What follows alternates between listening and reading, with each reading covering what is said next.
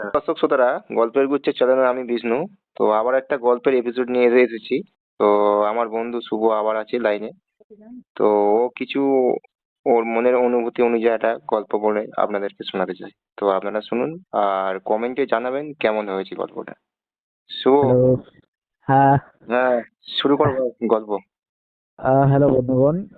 আজকের গল্পটা নিজস্ব ঠিক নয়, এটা আমার কি বললাম মামিজির আছে।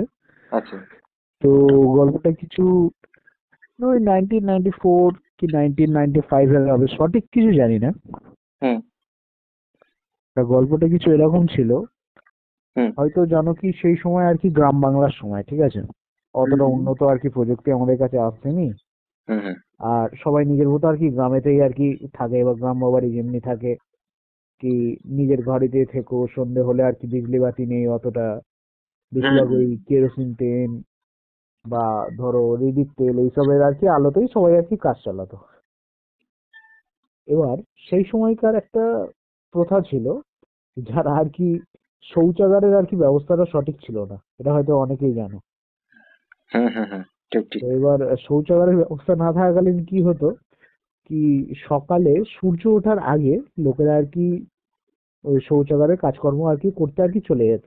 ধান ক্ষেত বলো, কি জঙ্গল বলো, কি বাগান বলো, ওইসব জায়গাতে চলে যেত।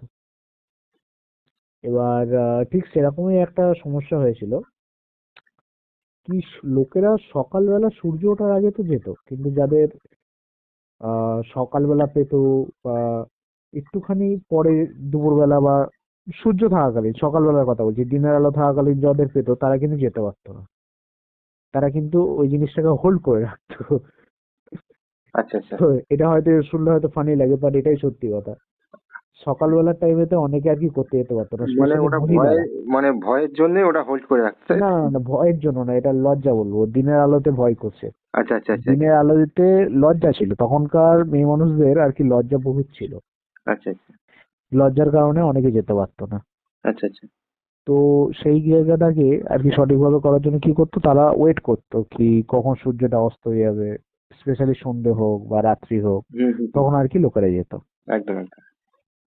এবার আমাদের মডার্ন টাইমেতে আমাদের কাছে টর্চ আছে, ঠিক আছে, হাই বিম, লো বিম, মানে অনেক অনেক পাওয়ারফুল টর্চ আছে, কি বলে হ্যাচাক লাইট আছে, ইমার্জেন্সি লাইট আছে, কত কি আছে আমাদের কাছে। কিন্তু সেই সময় ওইসব ছিল না। ওই সময় কি ছিল, হ্যারিকেন, প্রদীপ, মোমবাতি, ল্যান্টেন, লম্ফ, এইসব মানে ছিল।